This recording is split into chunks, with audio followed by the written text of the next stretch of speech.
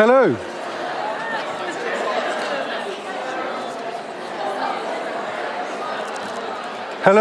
Hello, and welcome. Welcome, everyone in the audience. Thank you so much for coming, and also welcome everybody at home tuning in on YouTube, on the DOGA channels. Welcome to this final event of DOGA Days 2022. It pleases me to see so many of you have chosen to come back and come for the grand finale. I'm going to say it's the grand finale, the grand. My name is Tom Morgan. I'm creative strategist and managing partner at Anti. I'm also the chairman of the design and architecture organisation for Western Norway. So that's me. I'd like to know a little bit about you. So if we could have a show of hands, how many people are under the age of 30? All right, how many people are over the age of 60? It's rude to ask, but I think it's important. Well, there we go. Fantastic. And any students? Good, wonderful. Well, I'm pleased to have you all here. Today marks the final day, as we said, of the DOGA Days, but to have a quick look back at the topics that have been covered over the last month. On the 30th of March, we held an event on how design can revolutionise the health sector. Then on the 5th of April, a circular shift in construction, followed by, in collaboration with Graphil, how design can boost the green shift, which is a perfect follow-on for today's, for this evening's talk. So I think we've saved the best for last. Design for a fundamental change. So we're going to be here for an hour and a half. And then there's a little party afterwards. For those of you who've registered, please follow through that door for Unfold, who will be hosting the event. Some quick notes here. The event is streamed on DOGA's YouTube channel and will be available afterwards on DOGA-dagene for a subtitled version.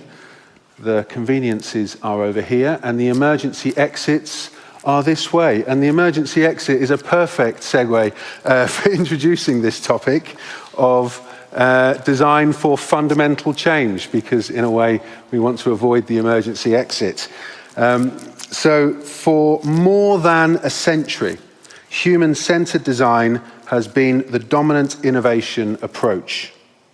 We solve big, important, discrete problems but ignored the consequences of our inventions.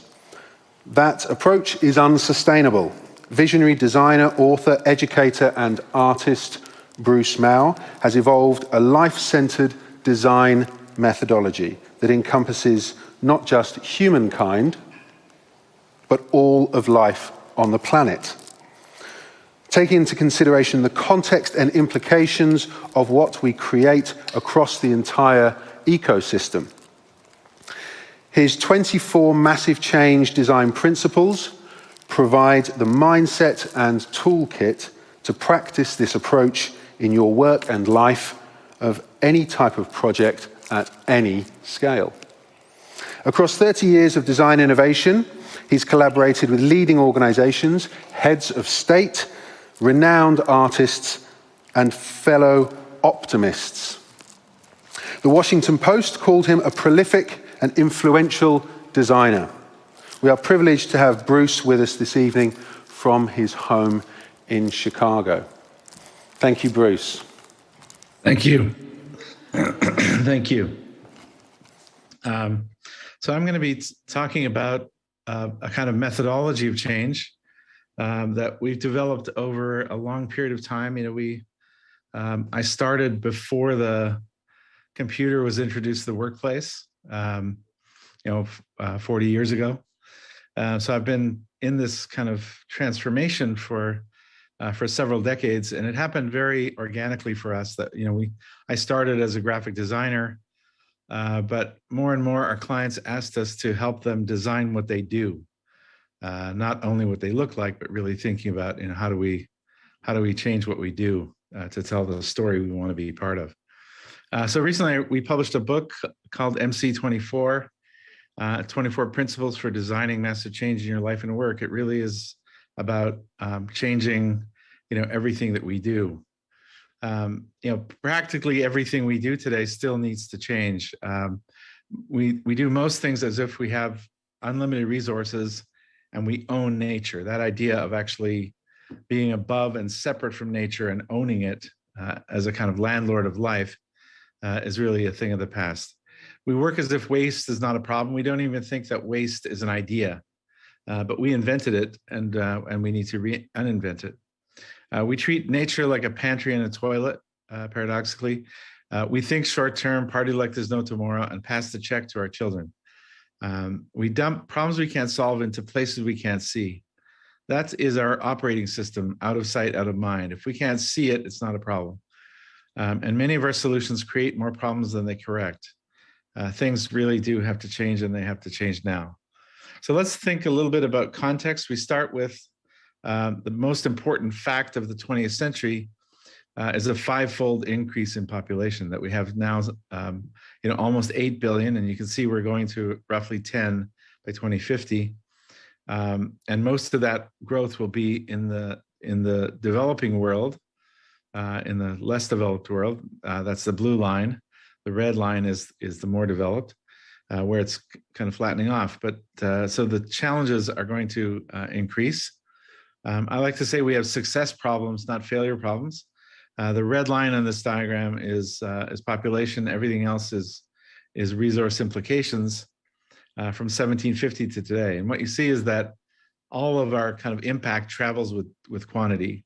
If we were 1 billion people, we could kind of do whatever we want, but at 8 billion, going to 10 billion, everything counts. The good news is we're not going to solve the problems of the future with the tools of the past. This is the work of Ray Kurzweil, who shows that by around 2025, we'll put the power of a human brain in your pocket for the price of an iPhone. And by 2050 or so, that device will have the processing power of all human brains. So imagine how we will design, how we will think about problems, how we will communicate and connect, and the kinds of things that we can do. We're in an extraordinary moment where we really can have the kind of impact that we need. The challenge is that we are really under pressure to do it quickly. We have, according to the IPCC, around 10 years now to global disaster. So we really have to make changes on a scale with a speed that has never happened. And now on top of that, we have pandemic. And on top of that, we have a crisis in democratic practice. And on top of that, we have a kind of hot, violent war in Europe for the first time since the Second World War.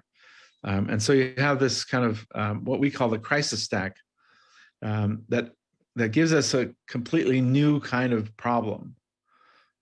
These problems used to come one at a time. We used to have the luxury of dealing with them, as they emerged one at a time. And today we realize that that's no longer possible. In fact, we have a stack of crises, and they're all interrelated. So the pandemic is affecting a crisis of racial justice, is affecting a climate crisis, is feeding into a food insecurity crisis, and a democracy crisis, et cetera. So we have this new kind of set of problems that are all linked together, and that kind of ecosystem view is really finally how we have to think about the way that we design. The good news is that empathy is the kind of core of design practice, that caring is actually where we start from. And we have a methodology of empathy in the design process. So we have the kind of key to unlocking the situation is actually built into the design process itself. Because if you think about what design is, it's really caring for the user. So we start from that human-centered idea, but we can't really imagine a successful citizen in a toxic community. So you can't have a good, viable person in a toxic community that is failing. Therefore, our caring must extend to the community and by extension to the ecology. So you can't have a thriving citizen in a toxic ecology. It's just not plausible. So we actually really need to think about ecology, community, and citizen as a kind of holistic view. And that's what really gets us to what we call life-centered design. About 15 years ago, I did a project called Massive Change. It was commissioned by the Vancouver Art Gallery. The problem was, what's the future of design in the broadest sense? And the back cover kind of says it best. It's not about the design of the world. The world of design, rather. It's about the design of the world. It's about our capacity to really shape the world. So we did a project. It was a traveling exhibition, a book, a radio program, an educational project. This is the installation in Chicago. This is the image economy. The images you see here in color are what you would see with the naked eye. All the other images are all the other spectra across the electromagnetic spectrum, that we've converted all those different wavelengths to visible light so that we can see the universe in a deeper way and make better decisions. What we saw in that project, we looked at all the different design economies, the movement economy, the energy economy, et cetera, all the kinds of issues that are currently so pressing in the conflict in Europe. And we saw that, in fact, we were moving from an old definition of design to a new way. The old way is that design is a subset of business. Business is a subset of culture. Culture happens in a natural context. And what we saw was that business, culture, and even nature itself are now design projects. And I remember when I first, introduced this idea, people said, Bruce, you're a megalomaniac. You just want to control everything. And I said, it's not about control, it's about responsibility. And you can see around the world where we fail to design the ecologies that sustain us, we've destroyed them. And the only way out of this is to design them. And it's exactly what we're doing around the world. We are redesigning the ecologies that we destroyed. We're bringing them back to life, back to the natural world, and really recovering those ecologies. The project, the Massive Change project, was really all based around this really beautiful quotation from a British historian named Arnold Toynbee, who said that in the long sweep of history, and he wrote a 20-volume history of the world, in a long sweep of history, it's not about, the 20th century won't be about political conflict or violence or technology and innovation. But those two themes will not be the big idea of the century. And, looking back from our perspective, it was like, well, what else could it be? He said, no, it'll be remembered as an age in which we dared to imagine the welfare of the whole human race as a practical objective. And when he uses the term practical objective, he makes it a design project. It's not a utopian vision. It's not by definition out of reach. No, it's actually something that we undertake. And so we set about to, he said that in 1957. We set about trying to understand whether or not he was, whether he was right. And we discovered that not only was he right, but he was radically right. When I gave a presentation of the project in Vancouver in a high school, a young woman came up to the mic after my presentation and said, Mr. Mao, I think you're not thinking big enough. And I said, tell me more, because people are not saying that at the moment, by the way. And she said, well, you should take out in the 21st century, you should take out the whole human race and replace it by the welfare of all of life. And I was really blown away. I thought, wow, that is the biggest idea I've ever heard. And so that really started our progress to what we call life-centered design. We're working with a school in Northern Canada called the MacEwan School. It's a tricultural project with French, English, and Indigenous leaders. And one of the projects they do is they go into the forest with an elder and they make a birch bark canoe in the way that it's been made for thousands of years. And they have a cosmology, a kind of universe. Their understanding of the universe is that life is at the center, not humans. And we realize that that's actually, where we need to be. That's what we've been working towards. It's so exciting that they are already there. and that the science is there too. The science agrees entirely with that idea. So are there principles that we can apply? Yes, there are. That's what the MC24 is about. It's really a set of concepts that we can apply to the challenges that we face.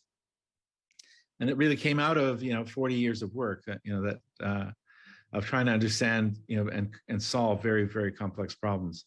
So I wanted to just touch on a few of those. The first is first inspire. Design is leadership, lead by design. We have the capacity, designers have the ability to envision a future and systematically execute the vision. We can bring that vision to life and inspire people to go there. We don't have control. I can't make people do it. Even when I work with clients, I can't make them do what I know is right. Even the CEO can't make them do, they can't do it either. It really is a collective commitment that is driven by inspiration. And that really is the product of our work. So in our work, it's not a side effect, it's our principal work. And that is a leadership methodology. The second is begin with fact-based optimism. We're taking on the greatest challenges in human history, but our job is to be optimistic. It's not, we don't have a choice. Right? We cannot afford the luxury of cynicism. Other people can be cynical. That's up to them. But that's not our work. Our work is to find the optimism, to find the possibility. And we call it fact-based optimism because we insist on the truth and the information. This is a project by Max Roser from Our World in Data. And it's the most important metrics of the last 200 years. So he's showing 200 years in 6 of the most important metrics, what happened in the world. And it's really staggering that we think it's always been kind of like this. And it always will be kind of like this. But actually it hasn't and it won't. 200 years ago, only 6 people out of 100 in the world were not living in extreme poverty. Only 6 out of 100. I mean, essentially, the kind of royal family and their coterie. Everyone else was in abject poverty. Today, it's less than 10%. And you can see how consistently that line is moving down. It's going to have a bump in the line over the last few years, but we have no intention of not doing it. And the same is true of education, literacy, child mortality, democracy. I mean, 200 years ago, over 4 out of every 10 children died before the age of 5. Only 6 out of 10 live to be an adult. Today, only 4 out of 100 are still dying. Now, only 4. Obviously, again, we're working to get that number to 0. And then finally, we're not separate from or above nature. The idea that we've been given dominion over nature, that really traces back to Genesis. That sentence in Genesis where we are given dominion over every creeping thing that creepeth upon the earth is probably the most damaging sentence in the history of language. Today we understand there is only one thing on the planet, life. We're part of that life. We're part of that experiment. And we depend on living ecological systems to sustain us. And there are real limits to the bounty of that world. So our approach to everything we design and produce must be informed by this new consciousness. I mean, we have to change fundamentally, where we are in the world. This is a project that we did with Frank Gehry. It's the world's first museum of biodiversity in Panama City, overlooking the Panama Canal. It was a real life-changing experience for me, partly because we asked E.O. Wilson, who's maybe the greatest life scientist of the last century, to come and help us and to go into the jungle with us. And we went into the jungle in Panama, and Wilson explained that there's really only one thing on the planet.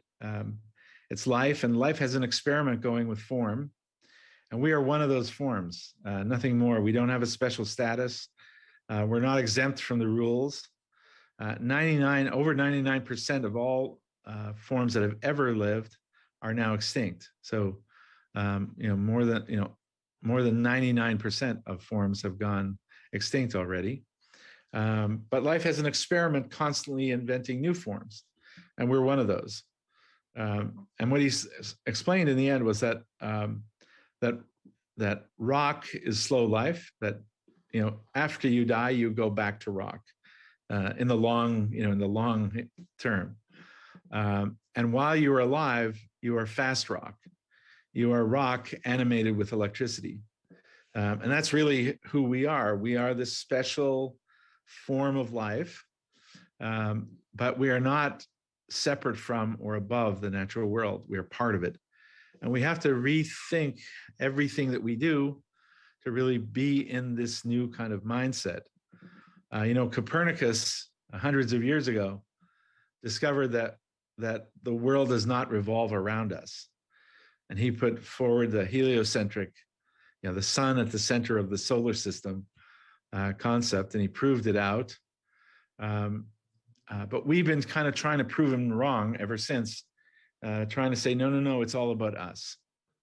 And human-centered design really is that kind of message. It's about humans. And in fact, it's not. And that's really what life-centered design is all about. So this is the opening exhibit in the museum. You walk into what seems like a cube of cinema that's around you. And then we take that cube and we dip it down into the ocean, and we show you the kind of richness of the ocean environments. We take it up into the mangroves and into the rainforest and across Panama, and then back down to Panama City. And you see really the kind of diversity and extraordinary richness of life that we are part of, and that our human migration joins the kind of other migrations of life that have happened over the millions of years in this place. So that's really what life-centered design is all about. And I want to end with a quote from Wangari Maathai, an activist and environmentalist. In the course of history, there comes a time when humanity is called to shift to a new level of consciousness, to reach a higher moral ground, a time when we have to shed our fear and give hope to each other.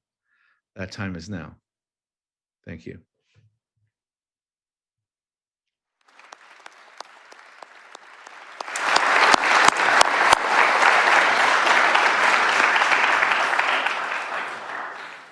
Thank you, Bruce. Thank you so much. Now, we've got you for a few more minutes, so I've got some questions for you. And the first one, which is sort of inspired by the setup that we've got going on here. You're in Chicago, we're in Oslo, right? This is wonderful. It's fantastic. COVID has kind of allowed this to be a norm, even more so for us all. So we can converse in this way and talk about these macro ideas, really important.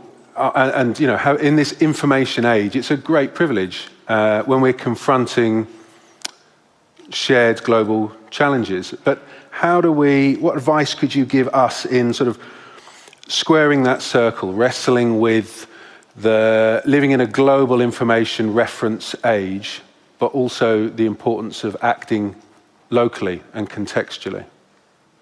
It's such an important question, because I think in some ways that is that's one of the great challenges that we now face. That kind of how to design at both scales, and I think one of the things that we are doing ourselves and that we all need to do is to think very, very carefully and thoughtfully about the impact of what we're doing, and to begin to see our projects and our design results in context.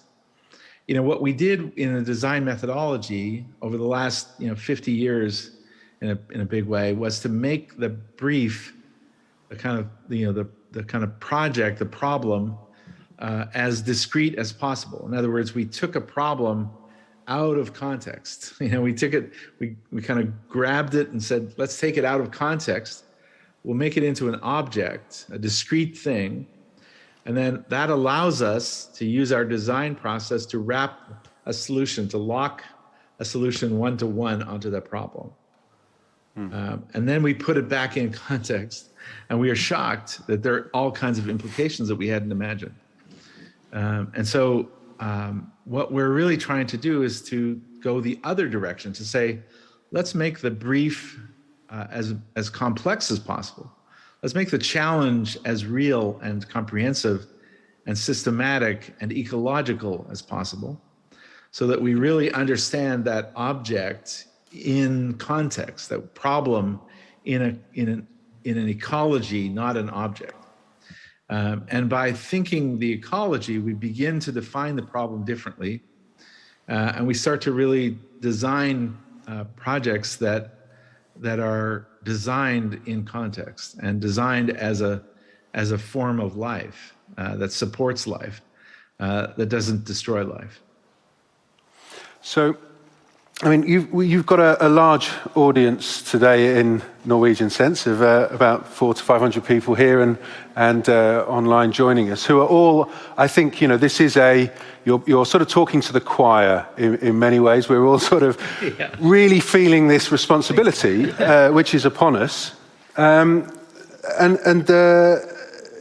also operating in this sort of daily reality of having to frame this conversation with clients and stakeholders and stockholders in certain cases. So you've been quite successful at this. So what's your, as in the introduction, you've worked with heads of state and all sorts of different types of people. So what's your secret sauce that you could share with us in how you really convince the client that fundamental change is possible? Well, I start with trust. I try to be as honest and direct as possible to really be a kind of trusted colleague and a trusted source.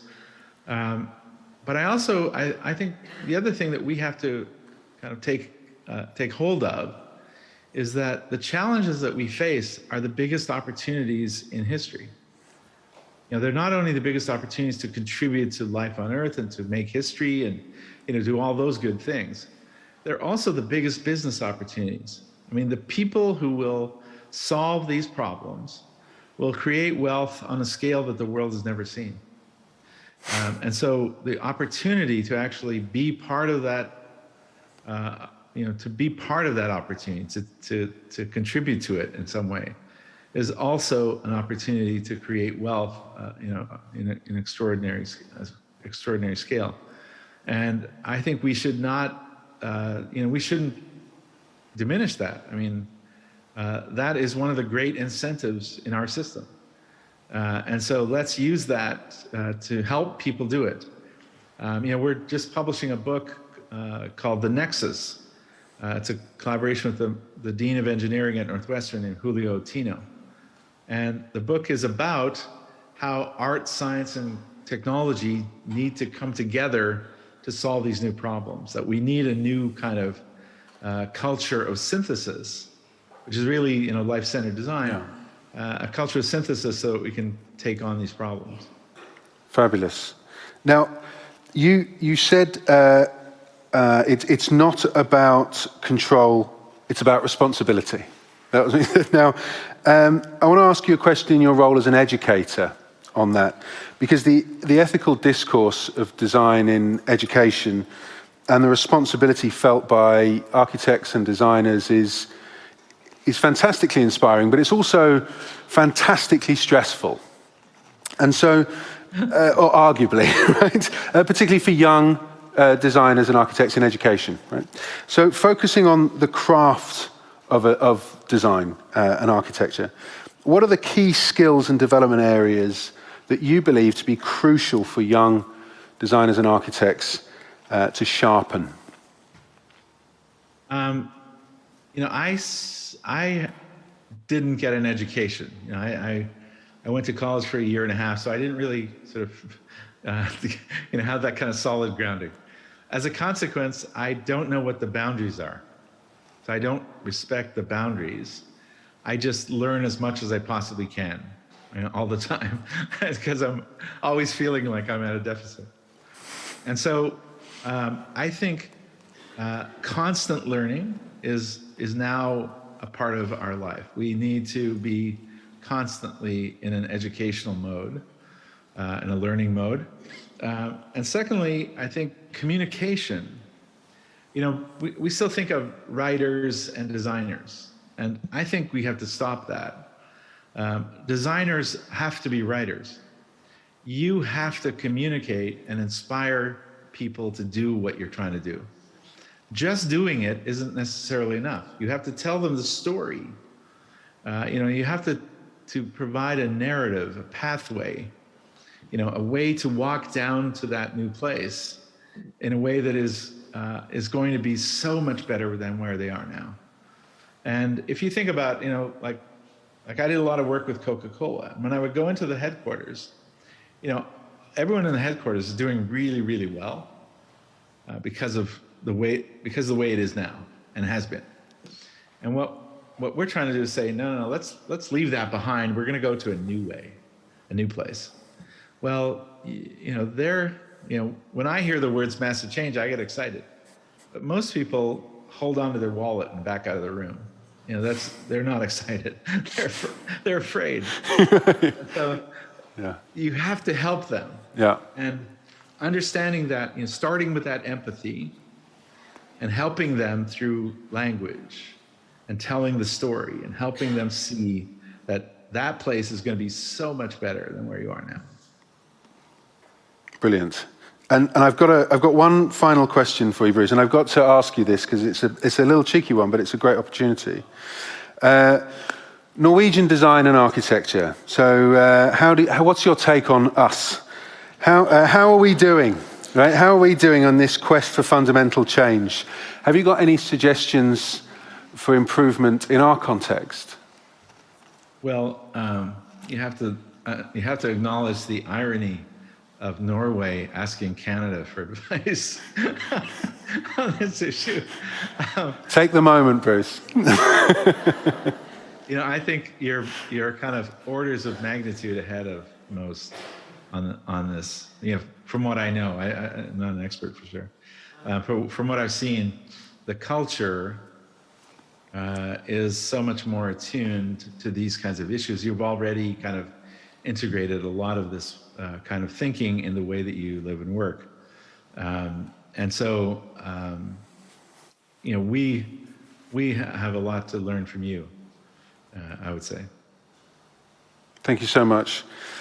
That's a wonderful place to move into our panel. But before we do, Bruce, thank you so much. It's been a real privilege to have you with us. And please, of course, stay with us and watch the panel discussion. But from all of us in Oslo and online, thank you so much.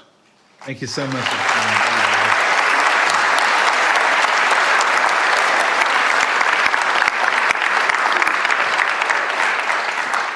Okay, so now we move into our panel to the context that Bruce was saying is so wonderful. So I'd like to invite to join me on stage Lillian Olsen, who is the CEO of Halligan, an interdisciplinary design and innovation company. Thank you, Lillian.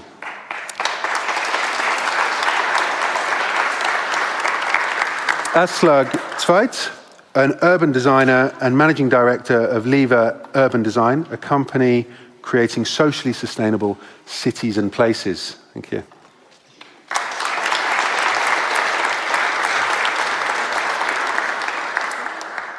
And Atta Ilrani Belgano, who is architect at MAD, graduated from Bergen Architectural School 5 years ago, and was the recipient of the DOGA Newcomer Award in 2020. And by absolute no means last or least, Adnan Haramabasic. I'm sorry, I'll do my best. Adnan is architect and partner at Saha, where he's actively involved in urbanism planning projects, creating solutions for complex and large building problems, but is also, importantly, the president of NAL, the Association of Norwegian Architects. Thank you. Okay, so My first question, based on what Bruce has said, is directed to you, Lillian.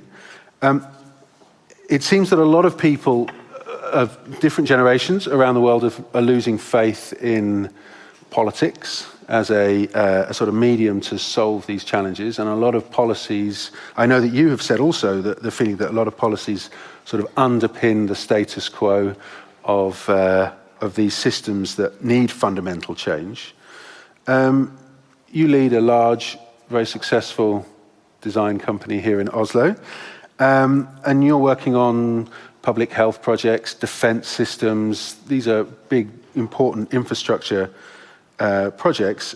In your experience is this a problem that design is applied to downstream in the decision making? Is it that design should become more politically positioned? I mean, how do you work, like Bruce was saying, with clients? How do you negotiate that? Oh, thank you for that brilliant question. We have, we started out 22 years ago, in the middle of the .com period, actually. And in the beginning, I have to say that we were a digital agency.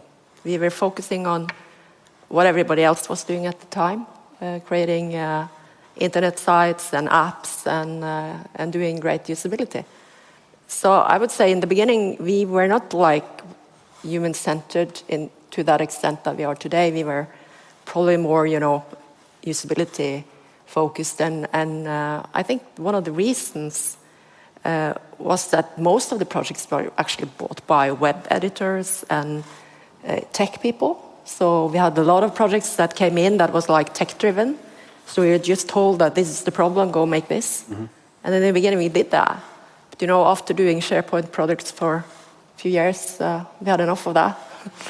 And then it happened, the journey that Bruce is also talking about, the organic journey that we were starting to be concerned, okay, what if the result of bad usability is not only annoyance for people? What if the result can be, threatening to life? What if the context is critical? What if somebody can die, or you can have other consequences of bad design?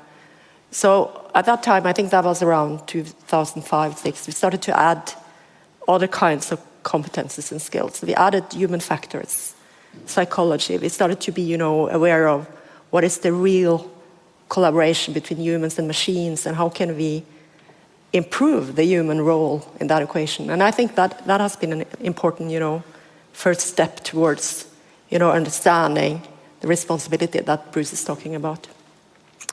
And if you believe that every system is designed to do exactly what it does, which I really do believe that, then I can actually also acknowledge what he says, that it's our responsibility to undo it and redesign it. And I feel very inspired and positive about all the opportunities. But that was the beginning, and then just a few years after, we had another hype, service design came out, and everybody was doing that. But you won't come far with user journeys when you work with energy companies and public sector. So it really doesn't work. I mean, you can fix a little problem there, but you get like a lot of other problems. So we had to add something more, and then we added systems-oriented design and system thinking, and all those years, more than 10 years, we have worked on that, vision, that in order to actually create change in a system, in a service, we need to understand what is going on around the service. So the society around has been more and more important, and I think that has been, the journey we have followed, and since we started out there, and since we are in Norway, where we have a big public sector with a lot of trust and also a lot of public funding, we have been so lucky that we have been, able to learn how to solve complex systemic problems. And when you do that, you get this idea, okay, maybe we can change the regulations, maybe we can change the law, maybe we can change the policies. So we started to add policy people. And now we also added, he talks about designers, the responsibility to, communicate. So we have a content group which are not like typical people from advertising. They are, one of them is sitting there, he's a biologist. And we have a physician, and we have a rhetoric guy, and we have a journalist. And we really do believe that the more you add of different transdisciplinary skills, the more you can also make design more valuable. But just to be concrete on what you actually asked me, I have to remember. In the beginning, our projects were coming from bottom up, from tech. But now we work mostly on C-level. And the last 10 years, we have wanted to work on, sustainability projects, but it's really hard when there are no projects. So we have, been on a journey where we had to, educate together with our clients, how do we actually go about creating these projects. And until now, I haven't got any order in my mailbox saying that, please, can you give me a life-centered design project? We're not there yet, but I truly believe that if we are going to solve some of these fundamental matters that Bruce is talking about, that we all feel and experience, we need to actually be in a partnership with our clients. We need to challenge them to make them go away from the old models, inspire them to see that we can actually earn money and still create something better, a better life, without destroying anything. So I think we are on that journey. We're not there yet, but I think what Bruce says, we shouldn't lose the optimism, and we should be focused on the opportunities. So I think we're getting there, yeah. Good to hear. Thank you. Well, maybe we'll go to Adnan, because it's an interesting bridge here, because you're talking about your team has become more diverse. That's really important. And you're talking at a C level, which is something that design talks about a lot. Oh, now we're talking to the C level. Yes. Architecture's looking at it the other way, right? It's sort of architects maybe have always been talking to the C level, and now want to engage people at the grassroots or something. So there's something interesting there, and working with diverse groups. Adnan, you've said in your I read that you've written that your work is shifting from a linear to a circular economy, requires more cooperation, more co-creation. So that's kind of what you're saying, Lillian, also. And your work follows a philosophy that I've got down here that attempts to be free from dogma, which is quite a challenge, right? And I'm sure that ambition kind of makes sense to us all, to this audience at least. But how do you invite and facilitate inclusivity and co-creation into your projects in a way that's sort of, getting the right people in and making sure it truly is as inclusive as it should be? Well, I mean, we do try to approach it in this way, and I think. I think it's really, I mean, Bruce took a point that I wanted to start with, is that when we talk about change, we need to understand that we all are using most of our lives to avoid change. To acknowledging that as to begin with is very, very important. And this is the same with our clients. They do whatever they can to reduce risk of change. So I think just that brings you closer to understanding their motivation, their fears. You see them also more as human beings rather than only somebody who pays your invoices. I think that's really important because it has to do with thinking of yourself as a part of a bigger team. I mean, I sometimes feel I started working for them, or sometimes I have a feeling that they are working in my company. And this brings me to a kind of another point, is that being open-minded, as simple as it seems, it's very difficult. We all know that the biggest secret in at least architects' world is that we are first conceive concept, and that we then try to build argumentation around to get client to feel that they are contributing into conceiving this concept. I don't think it's exclusive to architecture. No. So I think being open-minded, I must say that I have taken a really long journey myself from being really a regular architect who really first designs and then sells, to really actually think first who is designer in a project and what is to be designed. Because then the whole approach to our office and why we are, the way we at least try to approach our job is that we want to be a relatively small team, because we see that each project asks us to enlarge office, but they are not, it's impossible to employ all interesting people you want to work with.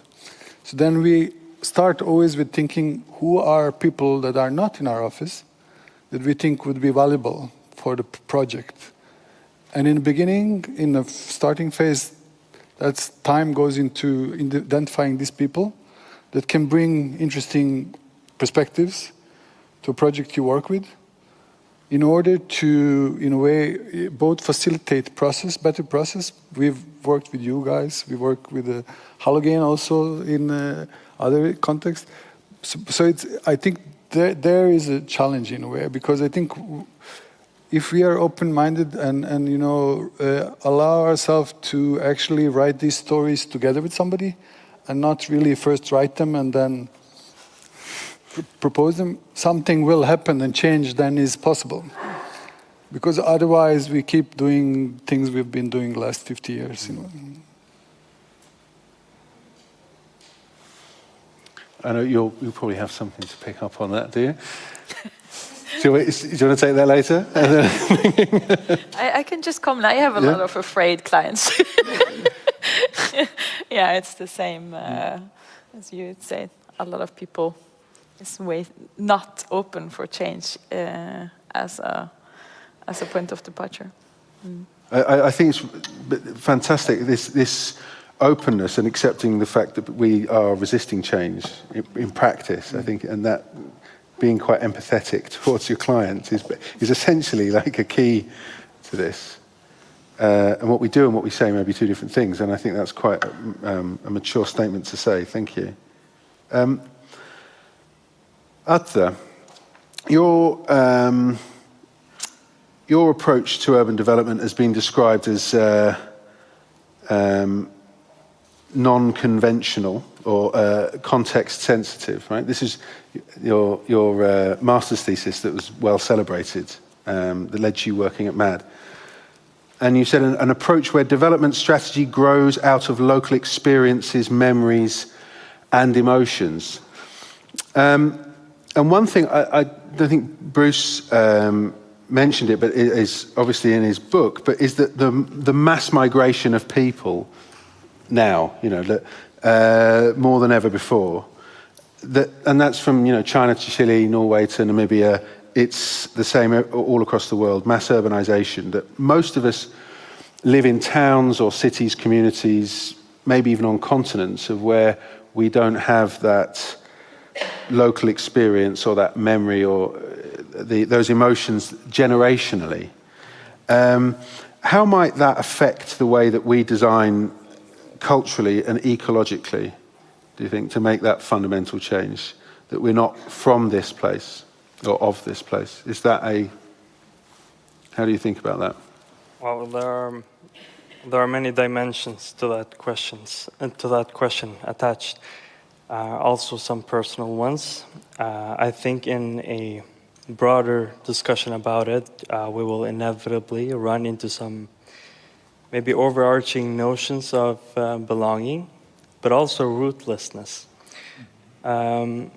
In my experience, both as an architect and as someone who is born and raised in Norway to Albanian parents from Kosovo, these notions, they now transcend migration, they transcend borders, culture, and even generational relation to place. I mean, look, we live in a time where more and more people are experiencing some sort of a alienation of spaces that embrace them on their daily lives.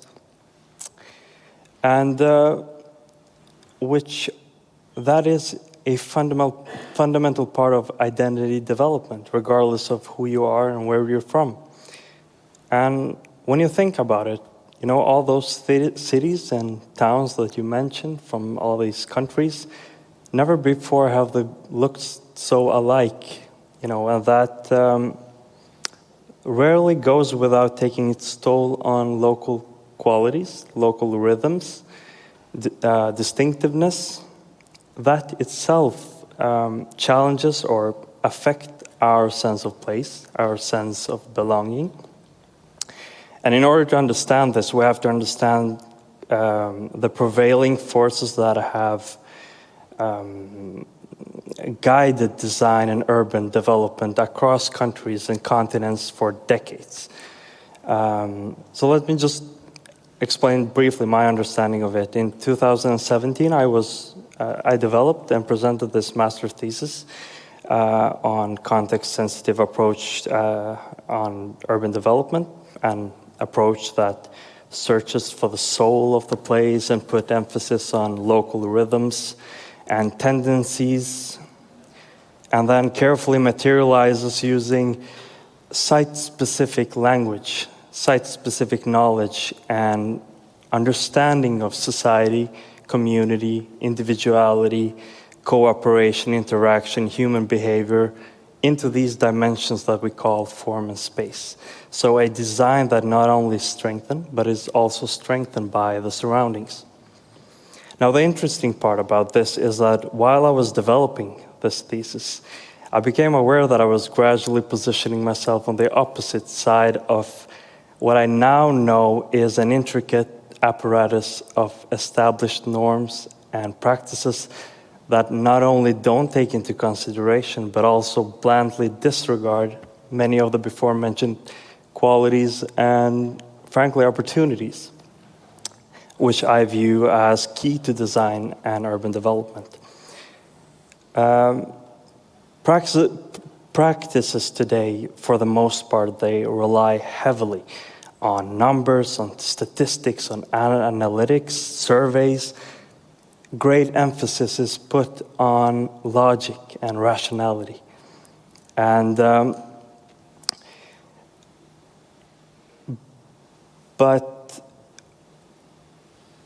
I feel that they lack this fundamental understanding about, you know, the deeper dimensions of the human existence. Because we're not logical, we're not rational. We're emotional, we're complex, intricate, chaotic, everything you got. And sure, it's all good and solid if we're creating and programming for artificial intelligence, but we're dealing with emotional intelligence.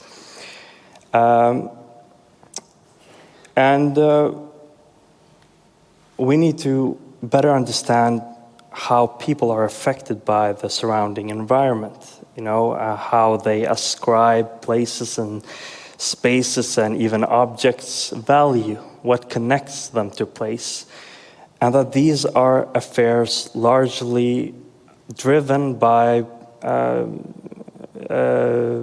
memories and emotions and experiences. So, I don't know, my 2 cents on the matter is that, you know, we need to dramatically reform the design processes and substantially, but also genuinely, expand the human aspect of it all. In order for design to finally lead to those fundamental changes that are robust and sustainable in the long run, especially in the social sense. Can I ask? Please do. I mean, I totally, in a way, agree with a lot of the stuff, but it's interesting to hear a bit, how do you think on, I mean, how do you, if you bring in time as perspective, you know, how long does it take for somebody to have common memories? Because it's also, I mean, in a way, your question was a bit about how do you, like, facilitate processes who give us enough common memories, how long time do they take? It's interesting because in a way, it's interesting to hear because you've been working with it a bit, because I'm sure we all have a bit ideas how that can work, but how do you deal with it? I mean, what do you think, like, well, in the project context, I would probably begin in the process that we have, for instance, medvirkning or participation. It's pretty design, that we have today, and it's, that is in itself a fundamental odd thing to do. We attract people into a room, hand out coffee, and ask them about what they want. I mean, I don't think that's how it's supposed to be, because oftentimes people don't know what they want. I think that it's more valuable to observe how they use the space, how they use their surrounding consciously and unconsciously, because memories and experiences, I mean, people, we know, Adam, from our own experiences, we adapt very well. I mean, you can take us from one place to another. We will create those holding points, and it's important for people of our profession, but also many more professions, to acknowledge that and to build upon that. Well, that's a good jump over to Aslak, which is, I've got to say, we're going to throw out to questions from the audience after this question. So put your thinking caps on. Get ready, yeah. Get ready, yeah. Or you get ready. But Aslaug, I read you felt that your academic knowledge in how to create more human-friendly design and socially sustainable spaces, it just wasn't going to happen in practice without changing the system. So this is, on the same vein there. But you are an urban designer. So your practices and processes are sort of along the same ambition, but different in execution. So, there was something interesting here that you say it wasn't possible. It's possible to it wasn't possible to push for changes without, without confronting the kind of reality that you weren't a member of the Old Boys Club. So you've taken a leadership responsibility, and that's something that Bruce was talking about, taking responsibility, and that's to change the mindset from top down to this inclusive, socially sustainable city development. What would you say are the key skills needed for designers and architects to make fundamental change possible? Because you've done it a different way. So what are those skills in leadership that you've kind of taken into the work you do?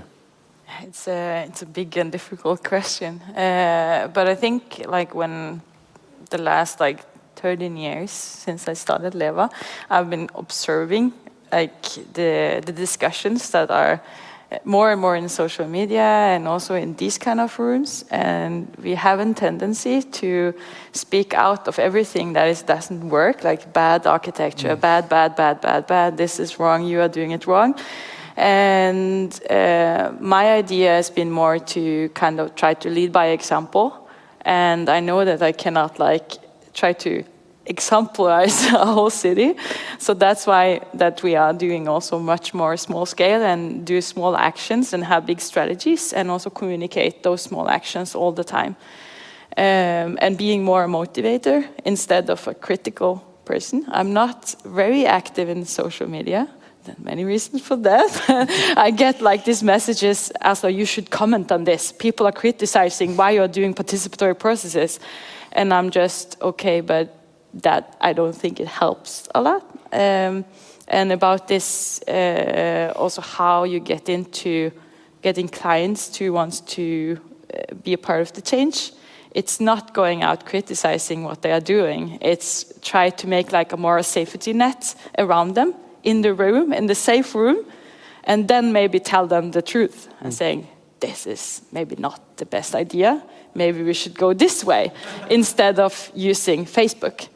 So now I'm being not typical, maybe be a proactive, but it's just my idea of, and also lead by example as also a leader myself. I don't have that huge company, but also to create a safety net around my employees. That it's like we discussed actually in the lunch break today. What is the average age in Leva? And I think it's like probably under 30. And when they start, they go out and I push them to be almost a project leader from the beginning. Sometimes also when they have internship. And that is also to give them power, because I know that the younger, like when they are studying or having new ideas, and open that up. So it's kind of this safety net, because people are afraid of change. So instead of making people afraid, I'm trying to kind of motivate. So it's a combination of trying to be enthusiastic and at the same time being honest. A lot of my clients say, okay, we are asking you because we know that you give us the honest answer. And if the honest answer is to stop the regulation for 1 year, to start from the beginning and to get insight, I will tell them that. And they will probably be like, no, we cannot do that, we cannot do that. And then slowly, after telling, okay, just let me just do some insight, and then I start doing it, and it's like, give us more, give us more. So it's, step by step, making people trust you, safety net instead of criticizing people, maybe. Yeah. Can I just comment on that? Because we also experience that we very often need to do rebriefs. We get an assignment, we have an idea in the beginning what we're going to do, but after a short time we know that we probably have to do something else. And then we have to try to positively, motivate why we have to do that. We also have experienced when we try to do that in the bidding process, we don't get it. Don't get the project. If we try to say, well, this could be done, but it's not the thing we should do, then somebody else will get the job. So we have to be honest about that. This is, this is something about, we have to educate each other. We have to be inspiring and positive and try to do the rebrief together with the client. You need to get common memories. Yes, common memories, exactly. Tell truth. Exactly. Yeah. And it's also the same thing with I had this student that was an internship, and she wrote this offer to the public sector, and and they were very narrow on what they was ordering, and I didn't tell her anything, and she wrote this this offer, and we got disqualified because we didn't follow the rules. And I was like, great, good job. And then we saw how we want to solve it, and we didn't get the job. And I think also sometimes to actually not be too okay, we follow the frame, we think they want this, and try to be also sometimes more provocative, I think, on that sense. Yeah. So have you got a quick positive story on that, Lillian, or in the sense, or indeed, gentlemen, whereby you've said, you've had your integrity and said, no, that's not a job for us, or we wouldn't do it like that. And in fact, it has come back round. Yeah. Better? Can you? Yeah, it happened I won't mention name. No, but it happened recently, actually. It was about social sustainability and how to secure that, and asked for help, and can I order one piece of social sustainability security? And then it's okay, we should talk about what that is and the realism. And I was the offer I was no, we don't deliver anything on this. So I got this question, can you deliver an offer on this? I was no. And then after I don't know, 3 weeks, I got this phone call. It's we canceled the whole with the bid and everything. And can we talk about this? We take 2 hours, and you tell us more about what you think that should be in that description. And then we started over again. And now we are working with them. That should be fantastically motivating for everyone. So, I mean, I think, with Lillian, we talk about transdisciplinary, we talk about optimism or trust and being positive. Our processes are part of the problem. Our processes are part of the problem. Co-writing stories that we tell each other is really important. These are some of the interesting things. And I'd like to now pass it out to you. Have anyone in the audience have any questions for the panel? Please, and we'll just wait for a microphone, and please talk into it so both Bruce can hear in Chicago, it can be that loud, and also for everyone on YouTube. Hi, thanks for the panel discussion so far. I'd like to hear your perspectives on how you think we can see more collaboration between the different disciplines, between urbanism, architecture, design, and maybe other disciplines. Thank you. Yeah, and this guy is Abel. He works in Halogen too. Oh, it's a plant. He's one of my co-workers. But I think it's a brilliant question, because I think that what we need to focus on now in order to do the struggles that needs to be done it's a new way of collaborating. And it's about innovation when we collaborate, and it's about leaving your pride and your professions a little bit behind and see if we can do this in a different manner. And we have developed a framework for ecosystem innovation. And that is quite hard, because ecosystem innovation is about putting the problem in the middle and saying, as you also said, who do we need to solve this problem? And how do we actually organize that? When you don't work in the same company and you cannot use the old-fashioned way of, linear project management and governance, you have to have a big, portion of trust, and you have to spend some time on rigging it and building the trust and building the same mindset, and actually also maybe building a common vision on where are we going and how we're going to work with this. And so I think this is the big challenge in the ways to come, because all these problems that Bruce talked about, that we all feel on the body, it's not possible to solve them. Each and every one of us cannot do that alone. We need to work in ecosystems, and we need to actually be brilliant at collaborating in a totally different way.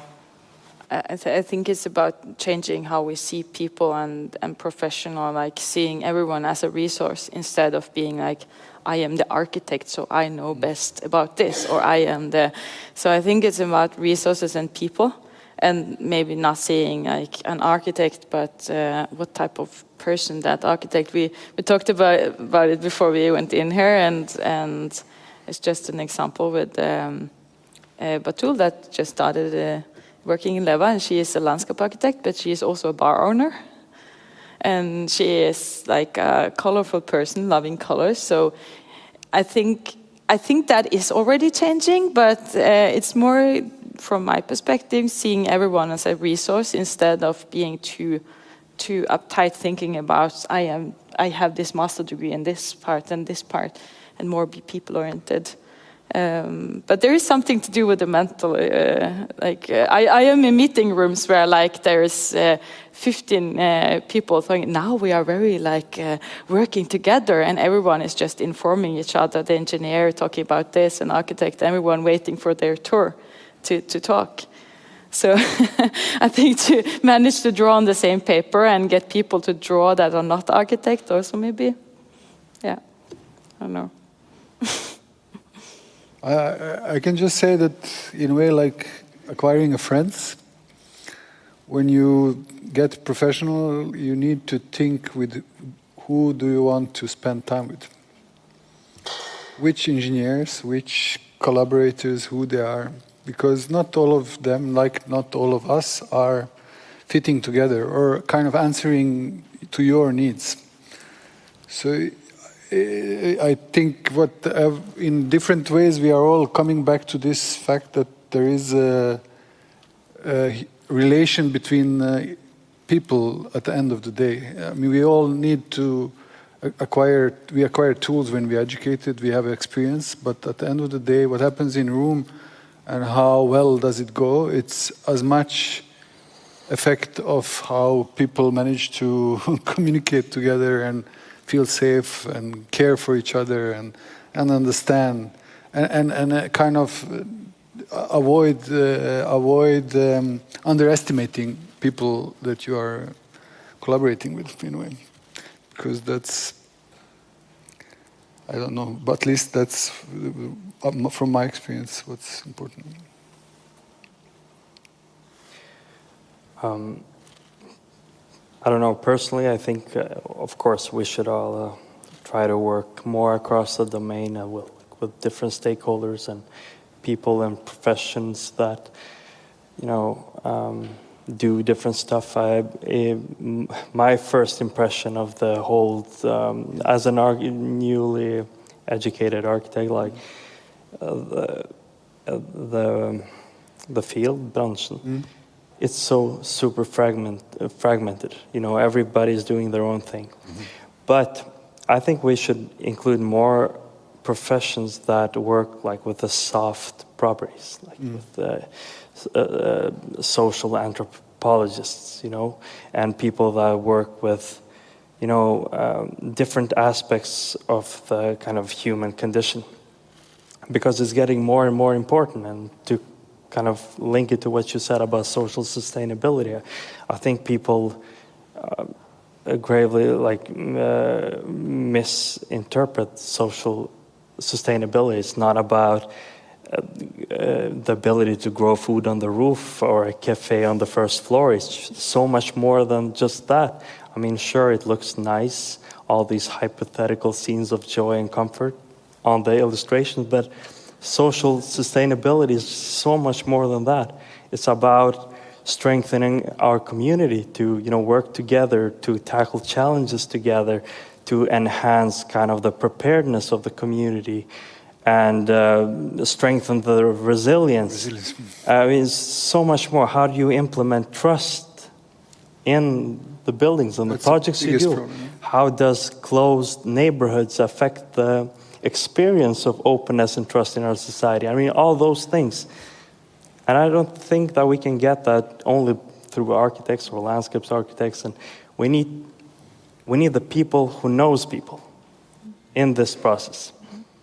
So that's an interesting thing. Maybe design has been more inclusive and maybe architects have a little bit of catching up today. One question to you, just how do you avoid, like, because the challenge is always that, you know, there is always the loudest guy in the room or a woman in the room or whoever.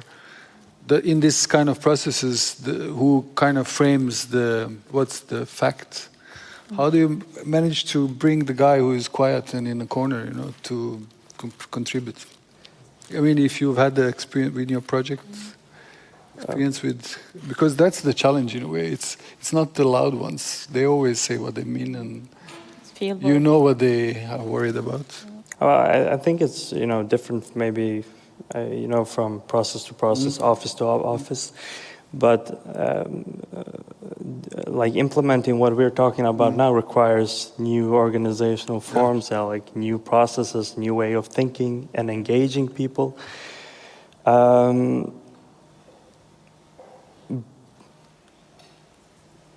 No, I lost the thread. Sorry. Well, that's a good time to move on to another question, because we've only got a few more minutes, so I want to get at least 2 more questions. Well, I hope to get 2 more. Sorry. Hi, I wonder what the motivation behind the change, whatever change that is. What is that motivation? And please elaborate before, when the clients come to you, and what happens during the project, and do your motivation change the client's motivation, and what do you use to motivate them? What is the big what is the carrot? and I mean, there is a lot of, like, we're all thinking about a better future and to give away a better planet to our children and so on, but there is more and more regulations coming up, and of course customers and everyone expecting more. But what is the true motivation? And is it maybe different from client to client, and from what role in the client? What is it, top management? Is it a project manager and so on? So yeah. Motivation question. For me, it's like you have the personal motivation that I have probably. Yeah, I don't know. It's when I've been doing a lot of field work and being out there in the places and see how it changes people's lives to a better life or a better experience.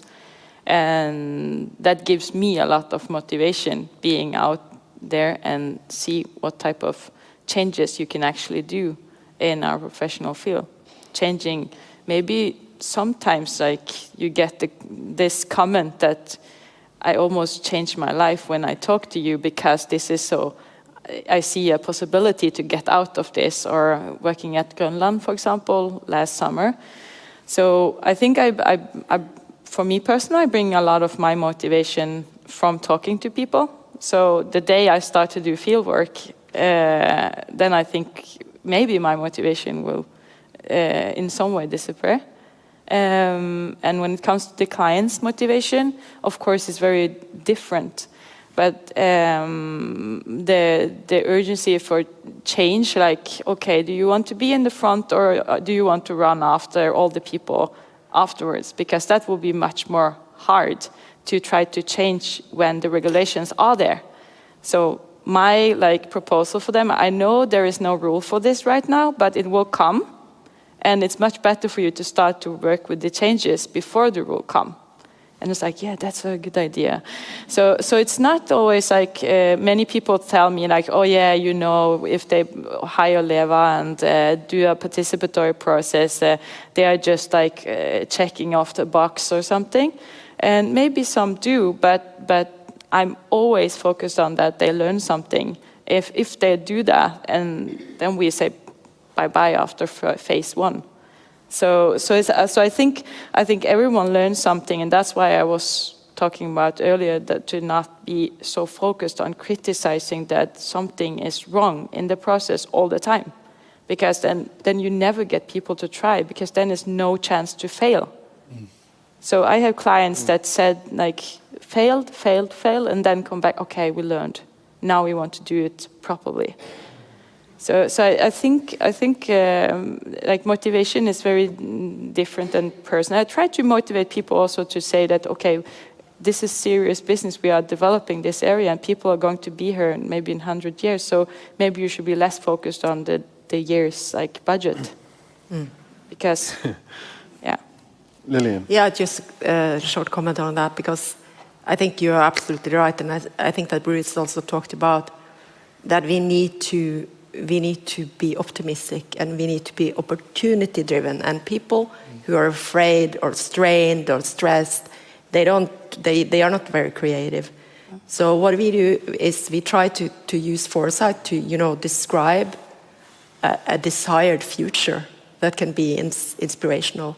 And when you do that together with your ecosystem, you make a vision of where you want to go, and it has to be desired. It doesn't have to be all the alternatives where you don't want to go. You have to describe a common vision where you want to go, and then you can backcast and start creating the road ahead. And I experience that clients are getting very motivated by that, and then we know where we go. And this is also why I also agree that design is very powerful as a leadership tool, because we are trained to do that. And if we do that, we can keep our hopes, and we can understand that there is a way forward. We shouldn't give up, and I think that is very important in most of our projects, actually, that we do try to. Okay, we've got time for one final question.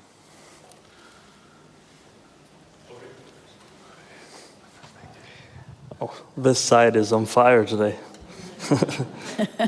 Okay, so my question, I often feel just so privileged, how privileged we are to be working with design-driven innovation, and how one of the perks, I'm thinking how lucky I am to be able to meet so many different people and clients across sectors, and we really get to go out there and meet such different people. But then sometimes I ask myself, is that really so? Like, aren't we also talking to a lot of the same type of people across, and that these discourses are quite yeah, we share a language, but it's also a quite limited group of people who share that language. So my question is, which opportunity and which responsibilities do you see that we have for breaking, or within this time we live in, where more and more echo chambers are being built? More and more information is shared in very closed chambers of truth. Opportunities and responsibilities. Great question, thank you. Well, You're passing. All the difficult questions to him. I can start if you want. no, but for me, it's that, you know, I will go back to like the issue of fragmentation, because I too am aware of that it's a very narrow circle of people, and you know, you think you know a lot of people, but basically it's just a small group of people, and we need to include more. I agree, I fully agree. We talked just before earlier today about also the fact that, I mean, if you take aside nationality and ethnicity as a factor, that we in our profession are, I mean, 90% of people, or even more, maybe 95%, are from the same social background, with the same social background. And that obviously is the part of the problem here, that we kind of repeat the same things we've been brought up with, and to a certain extent. So how to break these circles and how to that's something that actually Architects Association also is working with together with schools, in a way, how to bring more students with diverse backgrounds in studying architecture, because that's really a problem, because actually it's like in little Norway you can probably narrow it down to 50 families. I mean, if you want to be a bit ugly. So I think that's a challenge that we all need to be conscious when we both employ people, but also with who are which voices do we lack in the projects. I think I went back to the resource mindset, because we see a resource in my head is a tree, it's a kid on 5 years old, it's a old lady, and all kind of different backgrounds. So I think also to break those barriers, and just like see everything around you as resources. But the question, like the answer, I will say, is also system change, because the first 5 years when I was like working with Leva, I was not a part of the men's club, I'm still not, and I was not a part of the top-down planning. I was not invited to any, like I was just very, and then I was out there working with a chef or artist and all kind of different people that invited me in. So I think that's why I also focus on the top-down, bottom-up. And when I say bottom-up, I don't mean activism with like growing stuff. I mean like much more looking at the resources in the same level, like an inhabitant living someplace as the same resource in my head as a colleague. Yeah, great. Well, I think that was a fantastic question, because I think, you know, in a sense, the fact you ask the question is wonderful. It's part of the answer. I think it's a question we should all ask ourselves. That is all we have time for the panel. Thank you so much for being here. A round of applause for a wonderful panel. Before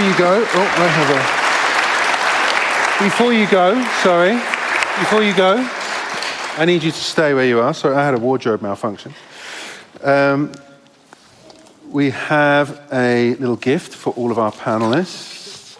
There you are. Thank you. From Douchebag, which is, no offense to you, is a wonderful, a great example of Norwegian design-led business, and has been celebrated with the DOGA-dagene for God Design on numerous occasions, but specifically last year. So thank you so much. a little announcement before we leave, just to sort of, I know that you're all really chomping at the bit to go out there and make a change now, and how to best prepare yourself after this. So we're at DOGA, and I have to mention these things to you to really make sure that we keep the ball rolling. Today, DOGA launches an introductory course in design-driven innovation. It's very low threshold, so it is really about inclusivity, perfect for clients and those that are sort of outside of the industry on a day-to-day basis. It's practice-based and playful, so download from DOGA's website, get started right now.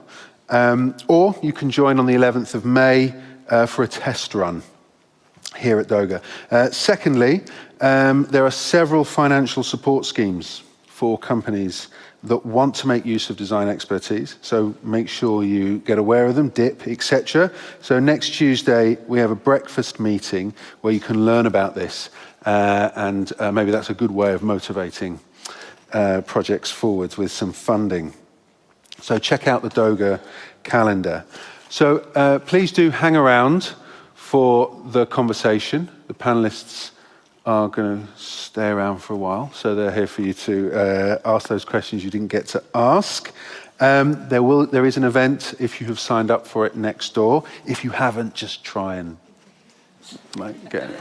I think you get it. So thank you so much to Bruce in Chicago, and to the panelists, to the wonderful team at DOGA, and the producers, tech team, and for you, the audience, for your attention here and on YouTube. So go make that change. Thank you.